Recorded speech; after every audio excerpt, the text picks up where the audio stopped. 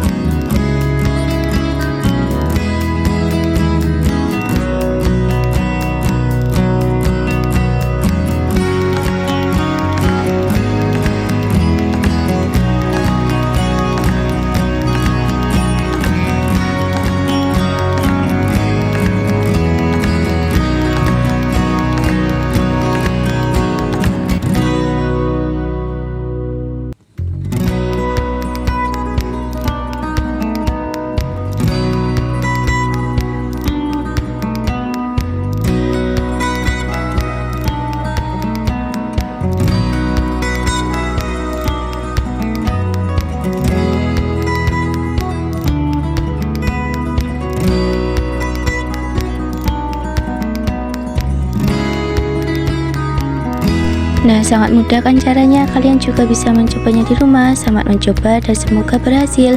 Sampai ketemu di video selanjutnya. Wassalamualaikum warahmatullahi wabarakatuh.